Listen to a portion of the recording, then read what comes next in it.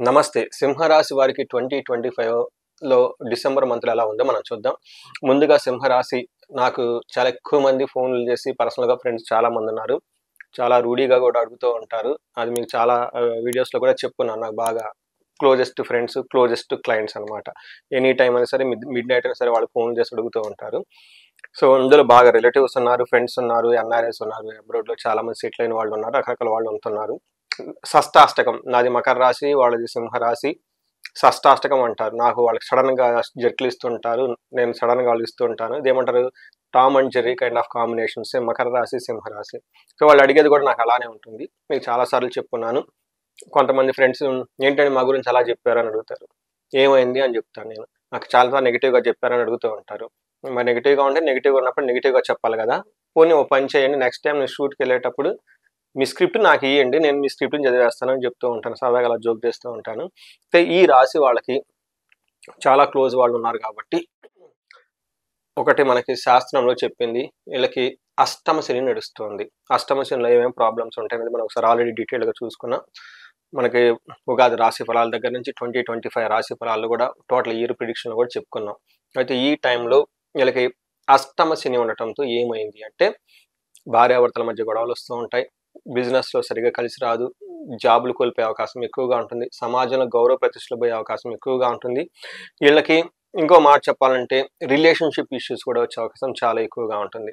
ఈ రాశిలో సింహరాశితో వేరే రాశులు గనక కలిసి ఉంటే, శని ప్రభావం ఉన్న రాశులు కలిసి ఉంటే అవి చూసుకుంటే మీకు ధనుసు రాశి, నెక్స్ట్ కుంభరాశి, మీనరాశి, మేషరాశి. మీ ఇంట్లో లేదంటే మీ స్పౌస్‌లో ఎవరైనా గనక ఈ ఈ ఈ ఇందాక చెప్పుకున్న రాశులుంటే ప్రాబ్లమ్స్ ఇంకా చాలా ఎక్కువయ్యే అవకాశం ఎక్కువగా ఉంటుంది.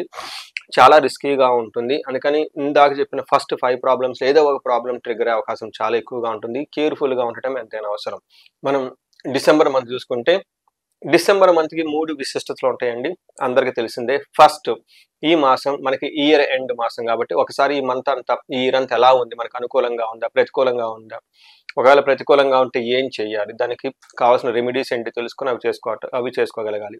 నంబర్ 2 ఈ మంత్ 16థ్ నుంచి మనకు ధనుర్మాసం స్టార్ట్ అవుతుంది. ఎప్పుడైతే ధనుర్మాసం స్టార్ట్ అవుతుందో మనకి అది సంక్రాంతికి నెలబట్టడం అంటారు. ఈ టైంలో కల్లాపులు చదవటం, తర్వాత ముగ్గులు పెట్టడం, రంగోలీ పెట్టడం, గొబ్బెమ్మలు పెట్టడం, హరిదాసులను చుట్టం, ఒక కంప్లీట్ పండగ వాతావరణం ఊరంతా అలంకారప్రాయంగా ఉంటుంది. ఈవెన్ సిటీలు కూడా చాలా చక్కగా ఉంటారనమాట. సో, ఇది మనకి రెండో ముఖ్యమైన విశిష్టత. మూడోది చాలామంది ఆల్రెడీ మీరు ఎక్స్‌పీరియన్స్ అయ్యుంటారు. మనకి ఎన్ఆర్ఐలు కానివ్వండి, ఐటీలో చేస్తున్న వాళ్ళకి గానివ్వండి, డిసెంబర్ మంత్‌లో డౌన్ టైమ్ అంటారు. ఎక్కువగా ఒక 15 డేస్ సర్వర్స్ అనేవన్నీ నో హోల్డ్‌లో ఉండటము, లేదంటే జీరో కోడింగ్ గాని, ఇలా రకరకాల పేర్లతో పిలుస్తూ ఉంటారు.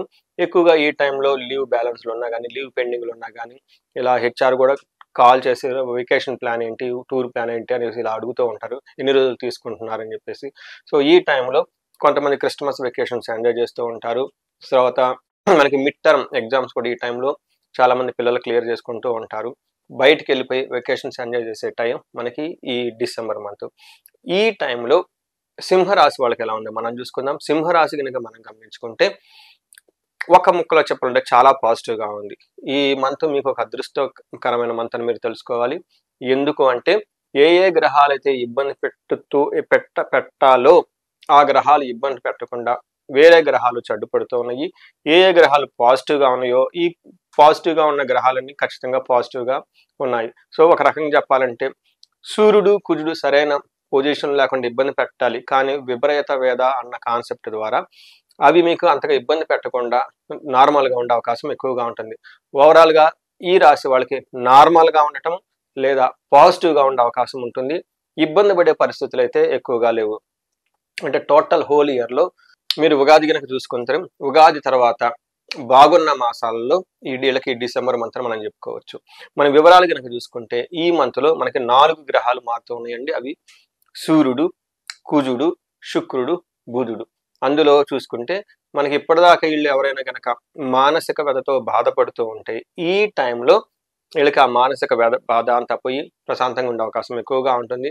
ఇప్పటిదాకా ధనం కోల్పోయే పరిస్థితులు ఉంటాయి. ఈ మంత్‌లో అలాంటి పరిస్థితి అయితే ఉండదు. ధన ప్రాప్తి వచ్చే అవకాశం ఎక్కువగా ఉంది. ఫ్రెండ్స్ తోటి ఆల్రౌండ్ ప్రాస్పెరిటీతో అభివృద్ధిగా ఉండే అవకాశం ఎక్కువగా ఉంది. సో చూశారు కదండి, పాజిటివ్గా లేదంటే న్యూట్రల్గా ఎక్కువగా ఉంది ఈ రాశి వాళ్ళకి. మనం డీటెయిల్స్ చూసుకుంటే 5th హౌస్లో సూర్యుడు ఉండటంతో మనకేం చెప్తారంటే దేహాలాస్యం, మనస్తాహం, బుద్ధి చాంచల్యం ఆప్నోతి అని చెప్తారు. అంటే టయానికి ప్రాపర్ డెసిషన్ తీసుకోలేక కన్ఫ్యూజన్లో ఉండే అవకాశం ఉంటుంది. మనస్తాపం, ఏదో ఒక బాధపడే అవకాశం జనరల్గా ఎక్కువగా ఉంది. అంటే ఇంతకుముందు ఇవి ఇలా కన్ఫ్యూజన్లో ఉంటే ఈ టైంలో ఇప్పుడు దాకా చెప్పుకున్న విషయాలన్నిట్లో చాలా క్లారిటీగా ఉంటారు. ఓవరాల్గా మనీ ప్రకారం చూసుకుంటే చాలా బాగుంటుంది. సో సూర్యుడు తన ఉన్న పొజిషన్ బాగలేకపోయినా కానీ మంచి చేసే అవకాశం చాలా ఎక్కువగా ఉంది. నెక్స్ట్ కుజుడు చూసేటప్పటికి 5th హౌస్లో ఉన్నారు. 5th హౌస్లో కుజుడు అగైన్ వీళ్ళకి కొంచెం ఇబ్బంది పెట్టే పరిస్థితి ఉంటుంది. ఈ టైంలో కొంచెం విపరీతమైన ఖర్చులయ్యే అవకాశం ఎక్కువగా ఉంటుంది.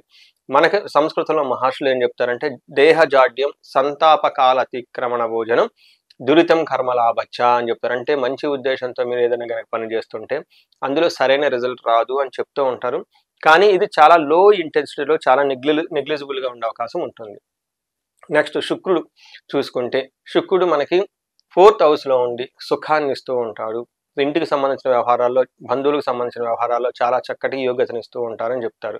మనకి సంస్కృతంలో మహర్షులు ఏం చెప్తారంటే స్వబుద్ధి బంధు సన్మానం, స్త్రీ సంభాషణ సంభ్రమ, పుత్రమిత్ర కళాత్రాది విద్యాగోష్ఠు సుఖే భృగో అని చెప్తూ ఉంటారు. అంటే శుక్రుడు 4వ ఇంట్లో ఉంటే వీళ్ళకి స్వబుద్ధి, ఓన్ ఇంటెన్షన్స్ తోటి బాగా వర్క్ చేస్తారు. బంధు సన్మానం, బంధువుల నుంచి మంచి అప్రిషియేషన్ వస్తుంది. స్త్రీ సంభాషణ సంభ్రమ, ఎవరైతే జెంట్స్ ఉంటారో లేడీస్తో చక్కగా మాట్లాడటానికి ఎక్కువగా ఉత్సాహం చూపిస్తుంటారు. ఫ్రెండ్లీనెస్గా ఎక్కువగా ఉంటుంది. తర్వాత ప్రేమికుల మధ్య అన్యోన్యత, తర్వాత రిలేషన్షిప్స్లో ఉన్న వాళ్ళ మధ్య మంచి ఏమంటారు ఒక హెల్దీ అట్మాస్ఫియర్ అయితే ఖచ్చితంగా ఉంటుంది. అంతేకాకుండా ఫ్రెండ్స్ తోటి, తర్వాత పుత్రమిత్ర కళాత్ర అంటారు. అంటే ఇక్కడ మీరు చూసుకుంటే ఫ్రెండ్స్ తోటి, తర్వాత పిల్లలతోటి, స్పౌస్తో చక్కగా ఒక హై లెవెల్ డిస్కషన్ చేస్తూ ఉన్నతంగా ముందుకెళ్ళిపోయే టైంలో వీళ్ళు ఉన్నారు. అంతేకాకుండా ఓవరాల్గా ప్రొఫెషనల్ మ్యాటర్స్లో గ్రోత్ ఉంటుంది, గెయిన్ ఉంటుంది, మనీ గెయిన్ కూడా ఉంటుంది. సో చూశారు కదండి, ఈ రాశి వాళ్ళకి ఈవెన్ బుధుడు కూడా చక్కగా మంచి లక్కునిస్తున్నారు వీళ్ళకి. ఓవరాల్గా చూసుకుంటే సింహరాశి వాళ్ళకి ఈ మాసంలో డిసెంబర్ మంత్లో చాలా చక్కగా ఉంటుందని మనం చెప్పుకోవచ్చు. నెక్స్ట్ మనకి సంస్కృతంలో మహర్షులు ఒక కాన్సెప్ట్ ఇచ్చారు జ్యోతిష శాస్త్రంలో, దాన్ని మనకి అంగగోచారం అంటారు. ఈ అంగగోచారం ప్రకారం చూస్తే నక్షత్రం ప్రకారం కూడా మనకి ఎలా ఉందో తెలుసుకోవచ్చు. అది మఖ, పూర్వ పాల్గొని, ఉత్తర పాల్గొని నక్షత్రాలు. ఇందులో మఖా నక్షత్రం వాళ్ళకి చూసుకుంటే చాలా జయప్రదంగా ఉంటుంది, ధన ప్రాప్తి ఉంటుంది, విజయం ఉంటుంది. అయితే వీళ్ళకి బంధించబడినట్లుండే ఒక పరిస్థితి ఉంటుంది, భయం గొలిపే పరిస్థితులు కూడా వీళ్ళకి వచ్చే అవకాశం ఎక్కువగా ఉంటుంది. ఇక్కడ బంధించబడటం అంటే సరైన క్లారిటీ లేకుండా, లేదంటే ఫ్యూచర్ ఎలా ఉంటుందో అన్న ఒక సందిగ్ధతను ఉండే అవకాశం ఎక్కువగా ఉంటుంది. నెక్స్ట్ పూర్వ పాల్గొనే వాళ్ళకి జయప్రదంగా ఉంటుంది. తర్వాత భయము, బంధనము, కలహము అంటే వీళ్ళకి కొంచెం ఇవి పరిస్థితులు ఎక్కువగా ప్రతికూలంగా ఉండే అవకాశం ఉంటుంది. నెక్స్ట్ ఉత్తర పాల్గొనే నక్షత్రం వాళ్ళకి జయప్రదంగా ఉంటుంది, ధనలాభం ఉంటుంది, విశేష ధనలాభం కూడా ఉంటుంది. అయితే వీళ్ళకి బంధించబడినట్లుండే పరిస్థితి, తర్వాత గొడవలు ఎక్కువయ్యే అవకాశం ఎక్కువగా ఉంటుంది ఈ నక్షత్రం వాళ్ళకి. వీటితో పాటు మీరు మఖా నక్షత్రం వాళ్ళకి, పూర్వ పాల్గొనే నక్షత్రం వాళ్ళకి, అలానే ఉత్తర పాల్గొనే నక్షత్రం వాళ్ళకి బుద్ధి నాశనం. అంటే ఈ నక్షత్రం వాళ్ళు ఒక రాంగ్ డెసిషన్ తీసుకొని తద్వారా వీళ్ళు తర్వాత ఇబ్బంది పడే అవకాశం ఎక్కువగా ఉంటుంది. మిస్టేక్స్ ఎక్కువ చేసే అవకాశం ఎక్కువగా ఉంటుంది. ఇంటెలిజెన్స్ చాలా తక్కువగా ఉండేసి ప్రాపర్గా కాంప్రహెండ్ చేయలేక ట్రాన్సాక్షన్స్ అధికంగా చేసే అవకాశం ఎక్కువగా ఉంటుంది. ఇంతేకాకుండా వీళ్ళకి పశునాశనం, ఉత్తర పాల్గొనే నక్షత్రం వాళ్ళు ఎవరైనా కనుక ఉంటే వీళ్ళకి సపోర్ట్ ఇచ్చే సిస్టమ్, కార్లు కానివ్వండి, సిటీలో ఉన్న బైకులు కానివ్వండి, ఇంకొక కొన్ని విషయాల్లో ఇబ్బంది పడే అవకాశం ఎక్కువగా ఉంటుంది. అదే మనకి విలేజెస్లో ఉన్న వాళ్ళకి అగ్రికల్చరల్ డామినేటెడ్లో ఎవరైనా ఉంటే వాళ్ళకి అగ్రికల్చరల్ రిలేటెడ్ వ్యవహారాల్లో ఏమంటారు చాలా కొంచెం ఇబ్బంది పడే అవకాశం ఎక్కువగా ఉంటుంది.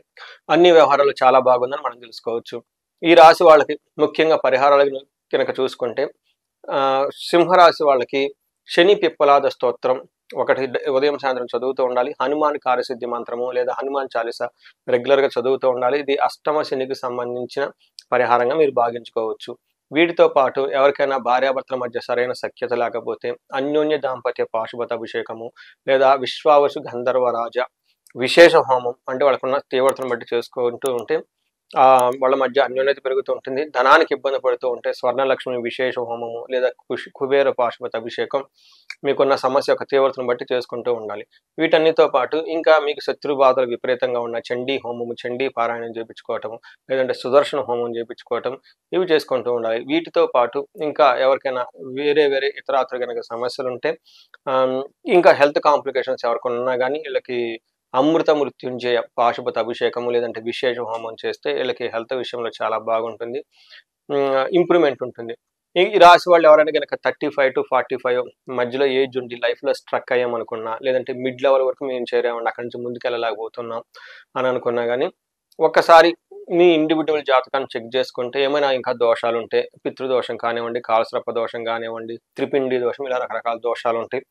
అవి మిమ్మల్ని పైకి ఎదగనీయకుండా చేసే అవకాశం ఎక్కువగా ఉంటుంది. దీన్నే మనకి మిడ్ లైఫ్ క్రైసిస్ కూడా అని అంటారు. 40లో ఒక క్రైసిస్ వస్తుంది అంటారనమాట. సో, ఇలా ఈ సింహరాశి వాళ్ళకి ఈ టైంలో ఇంకా ఎందుకంటే అష్టమ శని నడుస్తుంది కాబట్టి, ఈ అష్టమ శనికి ఇంకా వేరే దోషాలు కూడా యాడ్ అయ్యి, ఇంకా ఇబ్బంది పెట్టే అవకాశం ఎక్కువగా ఉంటుంది. సో, మీరు ఎక్కువగా ఇబ్బందులు పడకుండా ఉండటానికి తగు పరిష్కారాలు, పరిహారాలు చేసుకొని, ఈ రాశి వాళ్ళు చక్కగా 10 రెట్లు ఇంకా జీవితంలో ఉన్నతంగా ఎదగాలని, మీకు అష్టలక్ష్మి కృపా కటాక్షం కలగాలని కోరుకుంటున్నాను.